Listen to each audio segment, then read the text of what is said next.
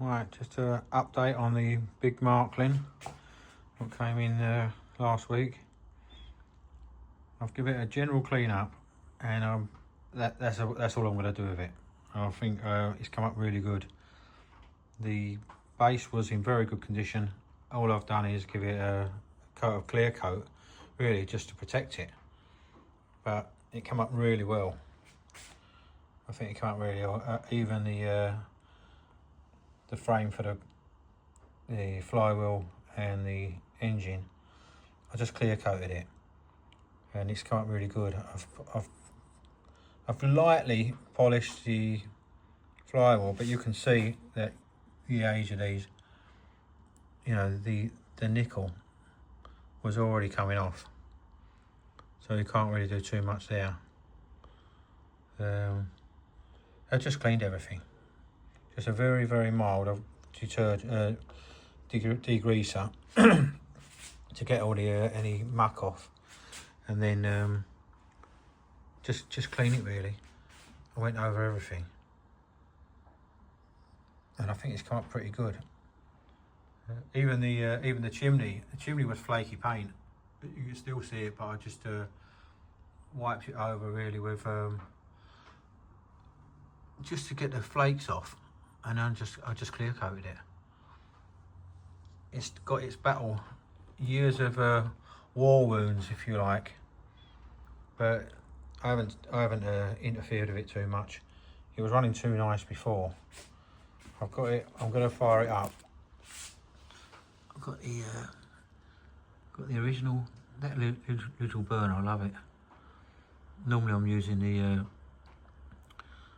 the Bix burners, but that original one, it just looks it looks something like it as well. Polish the door up. I polished the door up because that was all rusty. I didn't paint it or anything. You can see, didn't do anything. I might paint the door, but I think she's come up really good. I think she came up really good. Yeah.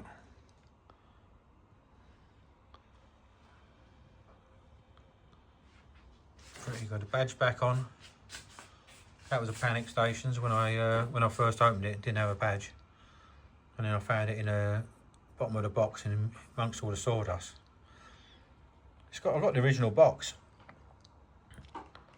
Yeah, just gently, like what I call it, a sympathetic restoration.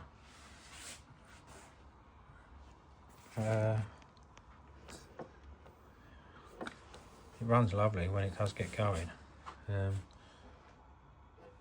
it's not there yet. I started it a bit early. While that's warming up, I said to you last week that I found this product, and you probably all know it, but just in case you don't. When I get a tiny little steam leaks, I'm not talking about one that needs soldering. Not like this. This is probably too big. Someone's attempted that before, and I'm not playing about with it for a moment. I might do something with it. In fact, there should be. I've seen most of them. I see have an oiler here for your steam oil, and this hasn't got it. So I don't want to play with it, but I'm gonna have to investigate that. But yeah, small steam leaks. So this is what That's what I found. Just for copper. It has worked for me on tiny little leaks where you don't want to play about with it too much.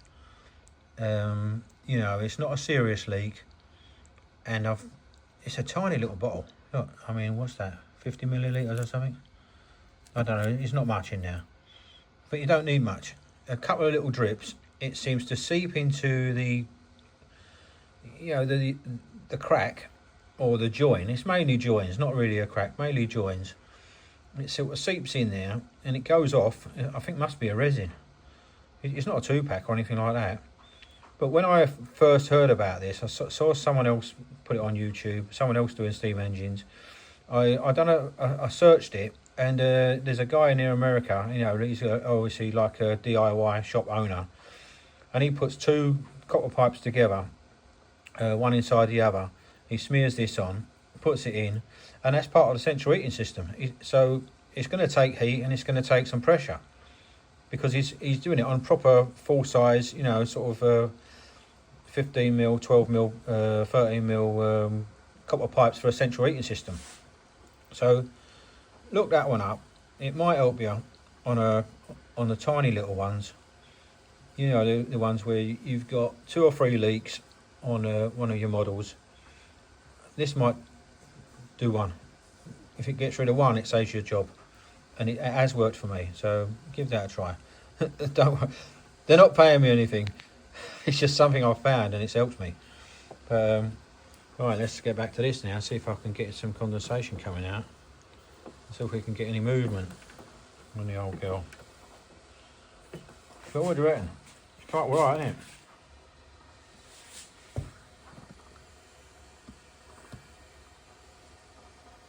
Yeah, I think it's quite right. I'm just keeping my fingers crossed so I don't get any leaks on this, because I don't want to play about it. I must admit, my soldering is not the best. Not the best. I need practice. To be honest, I haven't been into steam engines that long. The guilty party was me buying a myford lathe about a year ago, and then I started watching YouTube videos on the myford lathe. It's a lovely lathe. It's 1950s, but anyone on YouTube who's into turning in the UK anyway, have all got myford lathes. Not many of them are buying them small little modern Chinese things, although they probably work for basic stuff anyway. So all I did was get my myford, and so once I started watching YouTube videos, then you got into people who are making small steam engines, and notably the Wig Wag Engine. I went to a steam show, Carrington Steam Fair, where they had massive full-size steam tractors, and they had a tent, and in the tent they had these steam models, and I was talking to a couple of the guys there.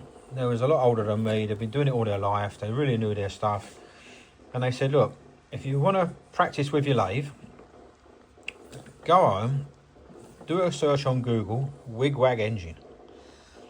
So I did a search on Google, Wig Wag Engine.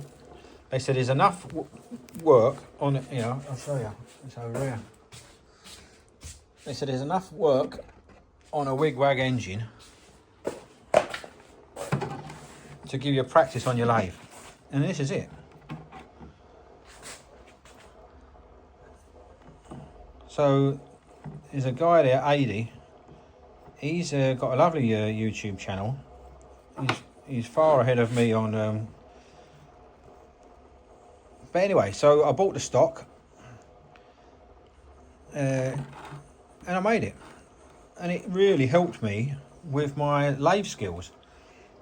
And this runs, you know. So I made my own steam engine. So then I'm googling and searching steam engines. So this is good. I'm really pleased with it. So then, after I made that, there we go. Are we going to go? There she goes. So anyway, after I made the Wig Wag engine, the same people that are making the Wig Wag engines are into all this lot. So it introduced me to, you know, the really old. Look at that. I'm going to shut up because that looks great. Look at that. Anyway, so it introduced me to the steam engines. So then I started looking into it a bit more, and I got really interested then. I think the first thing I bought was probably a little Mamod or a Willesco. Can't even say it. Willesco, yeah. And then you just get more and more interested and see. You go on the channels. You know, there's some guys in who have got collections of these. There's hundreds, you know, and they've got some all sorts. But these big ones, I had to have one.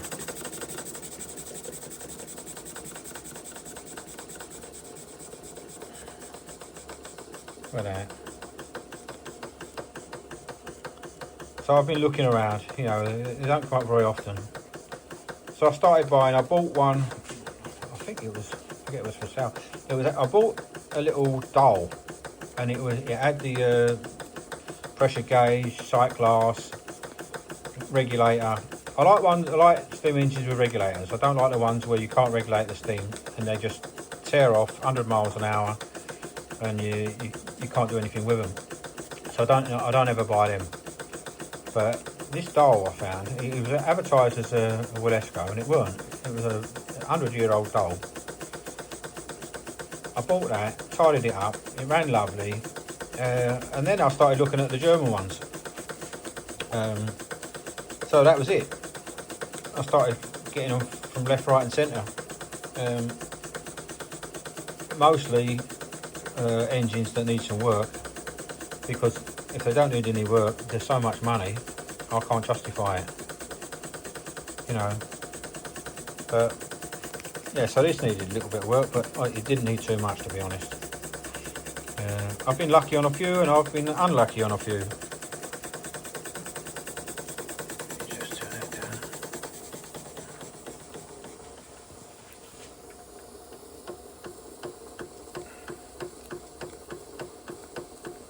Yeah, so it runs great. Well, when I first started, obviously I didn't know the value of them, so what I thought was great, I'm putting in big bids in. It's all on eBay. Putting big bids in, getting it delivered, and I should have bid half. We've all been there. But anyway, but I've got an idea what the values are now. I don't really buy. I'll keep an eye on them. Obviously, you've got to be the winning bidder. You don't get them if you're not the last bidder. But look at this.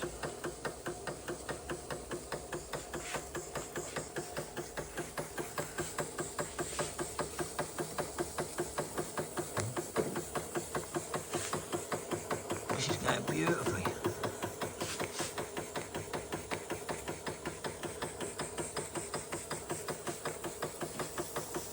Here's another O-ring on there. Here's a better O-ring. I might just want to tighten it up a bit more. I don't like over tightening them, so I'll put a better O-ring.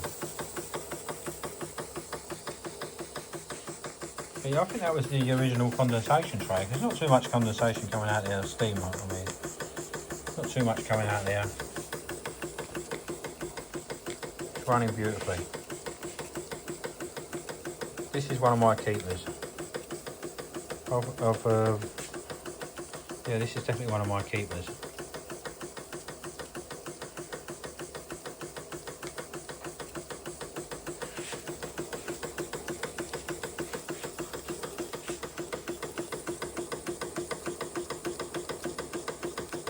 I'll definitely get that water pump connected up next week.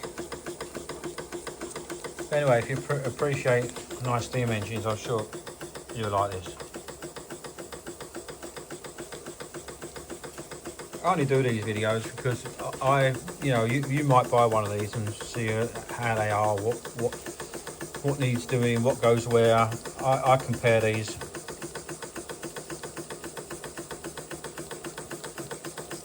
You know, I look online and has it got this, has it got that, has my one got this missing, what I need, what was the colours. That's the big thing, the colours. So there's no old photographs of 100 years ago of what colour these were. But this is all original. Apart from that clear coat, which I've done really to protect it, it's all original. Yeah, still got to do the handles. Yeah, a few handles. Another O-ring. I'm not going to do anything with that, I don't think. Someone's had a good go at it. I know it looks a bit untidy, it's not terrible. Super smooth. Both ways. Getting about an eyelid.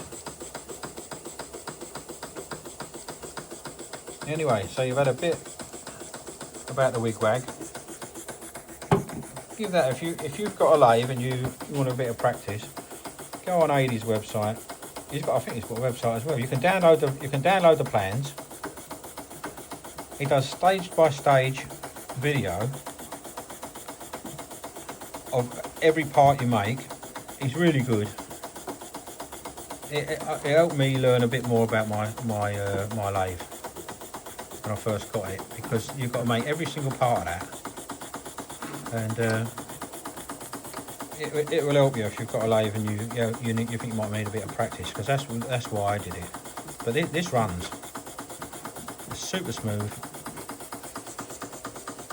Yeah, so you've had a bit of that, and then here's your just for copper. That helps me with my little leaks. You know, when I first got this, I had a little leak in there, and that's what I put it, where I put it, in that joint, and that stopped leaking now. I haven't attempted that. What that is there, that's probably just a washer. But the one in the seam, there's a little tiny leak in the seam, and I put that in there, and that stopped. So it might help you. Anyway, cheers guys. That's